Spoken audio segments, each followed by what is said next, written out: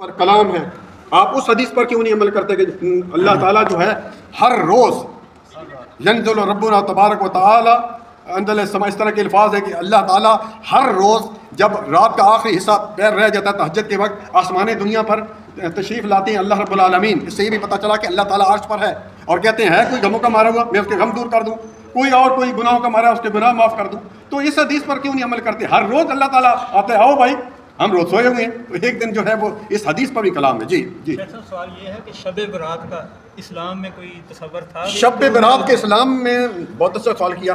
شب جو ہے وہ فارسی کا لفظ ہے، شب فارسی کا لفظ ہے، اور برات یہ سورت توبہ دیکھیں اس پہ بسم اللہ نہیں لکھی ہو، برات لکھو۔ برات میں تو اس سے بیزار ہوں، اس کا تو ہے یہ۔ مجھے اگر آپ لوگ بیٹھے ہیں ماشاء اللہ سب لوگ کیمرہ مین دیکھ کے ذرا کتنے لوگ بیٹھے ہیں، مجھے بتا دیجئے شب برات کے عربی میں کیا کہتے ہیں، مجھے کوئی بتا دیجئے کہ شب برات کو آخر کوئی تو نہیں۔ اور میرے بھائی ایک بات یاد رکھیے، کئی لوگ کہتے ہیں یہ شب قدر ہے، شب قدر رمضان میں ہے، اور رمضان میں قرآن اتنا شروع ہوتا ہے لیلۃ القدر خیر من الف شہر شہر رمضان الذی انزل فیہ القرآن۔ قرآن جو ہے رمضان میں اترا تھا، نہیں کہ شعبان میں اترا تھا۔ تو اس سے اس شب برات کی کوئی حقیقت نہیں ہے میرے بھائی، یہ ہم نے خود لوگوں نے بنائی۔ اصل بھی یہ ہے کہ مولویوں کے کھانے پینے کے چکر ہیں، اور وہ کسی نہ کسی طریقے سے کبھی تیجے کے نام پر، کسی چالیسے کے نام پر، کبھی جناب علی برسی کے نام پر، کبھی شب برات کے نام پر جو ہے وہ ہم لوگوں سے کھاتے ہیں۔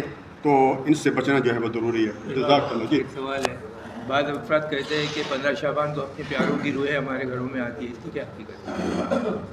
کہہ رہے ہیں جی پیاروں کی روحیں 15 شعبان کو آتی ہیں۔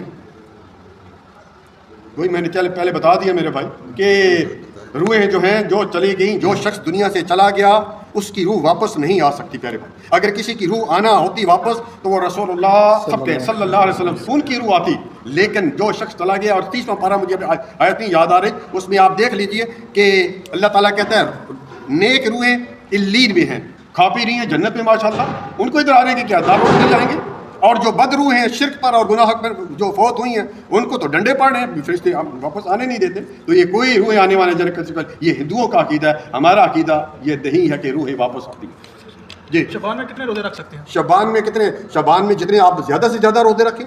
شعبان میں کہہ رہے ہیں کتنے روزے رکھیں، نبی صلی اللہ علیہ وسلم تو پورا مہینہ روزہ کرتے تھے، تو آپ کم از کم یہ کریں ہر جمعرات، جتنی بھی جمعرات آ رہی ہیں، اور پیر، کیونکہ پیر جمعرات کو روزے اعمال پیش ہوتے ہیں، یہ تو رکھیں نا کم از کم، موسم اچھا ہے بھائی۔ اور دوسرا یہ کہ ایام 20 عربی مہینے کی جو 13، 14، 15 وہ تو لازم رکھیں میرے بھائی۔ صرف 15 شعبان کو روزہ رکھنا، شب برات کو روزہ رکھنا یہ نبی صلی اللہ علیہ وسلم ثابت نہیں ہے۔